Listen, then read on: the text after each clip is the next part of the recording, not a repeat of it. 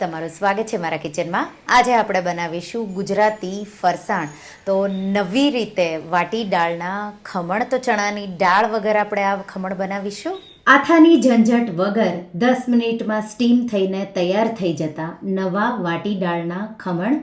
આ ખમણ છે એ આપણે ચણા દાળ વગર કે રવા વગર કે બેસન વગર પણ તમે બનાવી શકો છો. ચા કે ચટણી સાથે બહુ ટેસ્ટી એવા લાગશે. જો તમને મારી રેસિપીઓ ગમતી હોય અને હજુ સુધી ચેનલને સબસ્ક્રાઈબ ન કર્યું હોય તો સબસ્ક્રાઈબ કરજો અને બાજુમાં આપેલી ઘંટી દબાવજો એટલે નવી નવી રેસિપીના નોટિફિકેશન આવે. તો ચાલો બનાવીએ. તો એના માટે એક બાઉલમાં 1 કપ પીળી મગની દાળ લેશું. એને સારી રીતે ધોઈ ઉપર સુધી પાણી ભરી અને 2 કલાક જેવું પલાળીશું. તો 2 કલાકમાં દાળ તમારી સારી રીતે પલળી જશે. દાળ આ રીતે પલળી જાય એટલે આપણે એમાંથી પાણી બિલકુલ નિતારી દઈશું. તો હું એને ચાળણીમાં કાઢી પાણી નિતારી દઈશ. દાળને મિક્સર જારમાં ટ્રાન્સફર કરી દઈશું અને સાથે ખટાશ માટે તો આપણે આથા વગર બનાવી રહ્યા છીએ એટલે 1/4 કપ જેટલું ખાટું દહીં. અને જો આ જગ્યાએ તમારે દહીં ન વાપરવું હોય તો 1 ટેબલ સ્પૂન જેટલો લીંબુનો રસ પણ વાપરી શકો છો. 2 ઇંચ આદુના ટુકડા અને 5 જેટલા લીલા મરચાં કે તીખાશ તમને જોવે એ રીતે અને આપણે સ્મૂથ વાટી લઈશું. તો પાણી વગર વાટવાનું છે, માત્ર આપણે દહીં જ વાપર્યું છે. આ રીતે થોડું અધકચરા જેવું મેં એને વાટ્યું. હવે આપણે એમાં 1/2 ટીસ્પૂન જેટલું મીઠું, 1/2 ટીસ્પૂન જેટલી હળદર અને 1/4 ટીસ્પૂન જેટલી હિંગ ઉમેરીશું. હળદરથી સારો એવો કલર આવશે. હવે 2 ટેબલ સ્પૂન જેટલો ચણાનો લોટ એટલે કે બેસન ઉમેરીશું. તો એનાથી જાળીદાર બનશે. ઓપ્શનલ છે પણ જો તમે ઉમેરશો તો બહુ સારું એવું બનશે. 1 ટીસ્પૂન દળેલી ખાંડ અને 2 થી 3 ટેબલ સ્પૂન જેટલું પાણી વાપરી પાછું મેં એકવાર વાટી લીધું અને આપણું આ બેટર બનીને તૈયાર થઈ ગયું. તો બેટર બનાવતા તમને બિલકુલ વાર નહીં લાગે જો તમારી દાળ પલળેલી હશે. હવે બેટરને આપણે એક બાઉલમાં કાઢી લઈશું. તો બેટર છે એ આવું હોવું જોઈએ. બહુ જાડું કે પાતળું ન થઈ જવું જોઈએ. જો જાડું રહે તો 2-3 ટેબલ સ્પૂન જેટલું પાણી ઉમેરવાનું. અને જો તમારે ભૂલથી પાતળું પણ થઈ જાય તો તમે એમાં 1 ટેબલ સ્પૂન જેટલો બેસન વધારે પણ ઉમેરી શકો છો. બેટરને એક જ દિશામાં 2 થી 3 મિનિટ માટે આપણે ફેટી લેવાનું છે એટલે એમાં બબલ એવા થશે અને એકદમ હળવું એવું બેટર થઈ જવું જોઈએ. તો મેં 3 મિનિટ જેવું બેટરને ફેટી લીધું. બેટરને સાઈડમાં મૂકી દઈશું. અને હવે આ રીતે હું ડબ્બામાં ઢોકળા બનાવી રહી છું એટલે રાઉન્ડ એવો ડબ્બો હોય, પોળો ચોરસ કે મોટી ડીપ થાળી હોય તો એ પણ લઈ શકો. એને તેલથી આપણે ગ્રીસ કરી લઈશું. તો મસાલાનો જો ડબ્બો આવો હોય તો એ પણ લઈ શકો છો.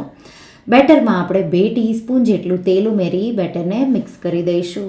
અને હવે મેં ઢોકળિયામાં પાણી ગરમ કરવા માટે મૂકી દીધું છે એટલે એ પણ ઉકળવા લાગે પછી જ આપણે બેટરમાં 1 ટીસ્પૂન ઈનો ફ્રૂટ સોલ્ટ અને સાથે 1 ટીસ્પૂન જેટલો લીંબુનો રસ આ રીતે ઈનો ઉપર તમારે નીચોવી દેવાનો અને આપણે એને એકદમ સારી રીતે મિક્સ કરી દઈશું. આ રીતે મિક્સ થઈ જાય એટલે ગ્રીસ કરેલી પ્લેટ કે પછી આ રીતે મેં ડબ્બો ગ્રીસ કર્યો છે એમાં આપણે આ બેટર રેડી દઈશું. તો બેટર કેવું છે એ તમારે ધ્યાન રાખીને જોઈ લેવાનું. આ રીતે હવે બેટરને થોડું ટેપ કરીશું. ઉપર મરી તો થોડો મરીનો પાવડર અને થોડા આ રીતે અધકચરા વાટેલા મરી મેં આ રીતે છાંટી દીધા. તો વાટી દાળના ખમણમાં એનો ટેસ્ટ બહુ સારો એવો આવે. ઢોકળિયામાં આ રીતે પાણી ગરમ થઈ ગયું. મેં સ્ટેન્ડ મૂક્યું અને એમાં આપણે આ રીતે ડબ્બો મૂકી દઈશું અને ઢાંકી હાઈ ફ્લેમ પર આપણે 10 મિનિટ માટે એને સ્ટીમ કરીશું. મગની દાળના ખમણ છે એને સ્ટીમ થતાં બિલકુલ વાર નથી લાગતી. 10 મિનિટ પછી તમારે ગેસની આંચ બંધ કરી અને આ રીતે ચેક કરવાના તો ફૂલી પણ જશે અને એકદમ પરફેક્ટ એવા સ્ટીમ થઈ જશે. આપણે ડબ્બાને બહાર કાઢી 5-1 મિનિટ જેવો ઠંડો થવા દઈશું અને પછી નાઇફથી આ રીતે સાઈડ પહેલાં અલગ કરી લઈશું.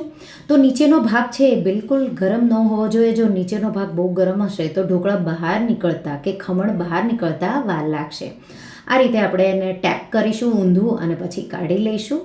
આ રીતે આપણે એની સાઈડ ચેન્જ કરી લઈશું અને હવે એના પીસીસ કરી લઈશું. તો તમારે પીસીસ જેવા નાના મોટા કરવા હોય એવા તમે કરી શકો. આ એકદમ જાળીદાર પોચા એવા અને બહુ જ ટેસ્ટી એવા ખાવામાં લાગે છે. ચણાની દાળના જો તમે વાટી દાળના ખમણ બનાવતા હશો તો એ થોડા તમને ખાવામાં ભારે લાગે. આ છે એ હલકા ફૂલકા પેટ માટે બહુ જ હેલ્ધી એવા અને પ્રોટીનથી પણ ભરપૂર. જો તમે ડાયટ કરતા હોય અને ખમણ ખાવા હોય તો આ ખમણ તમે એમાં જરૂરથી ખાઈ શકશો. અને આ રીતે મેં એના પીસીસ કર્યા. હું તમને એક બતાવી દઈશ.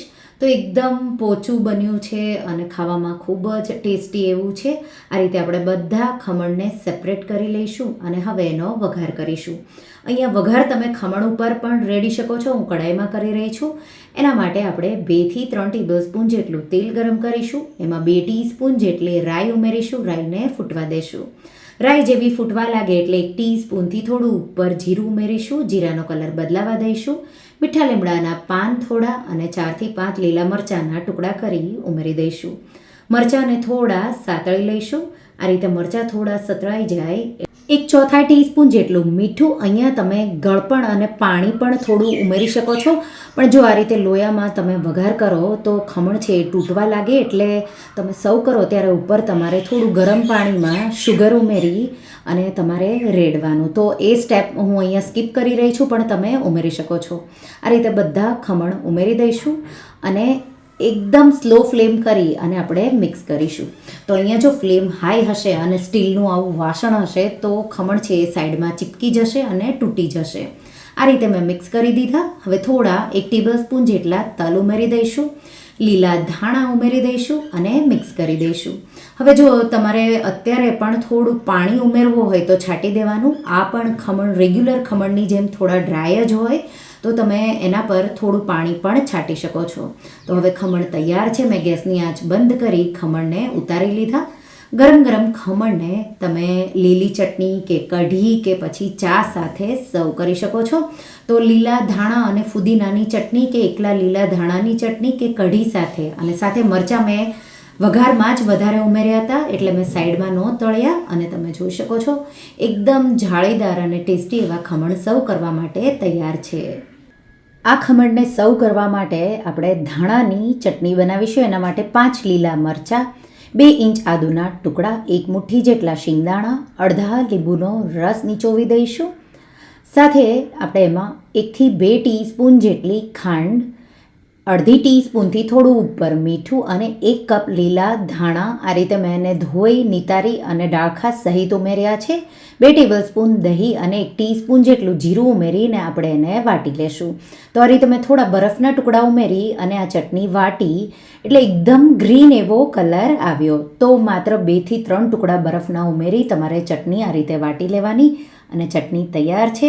ખમણ સાથે તમે આ ચટણીને સર્વ કરો. આ ચટણી એકવાર બનાવી 2 થી 3 દિવસ સુધી તમે સ્ટોર કરી શકો છો. જો તમને આ રેસિપી ગમી હોય તો વિડીયોને લાઇક કરજો, શેર કરજો અને મારા ચેનલને સબસ્ક્રાઈબ કરજો. અને આવી જ નવી રેસિપીઓ માટે તમે બેલ આઇકોન બટનને પ્રેસ કરજો. Thank you for watching.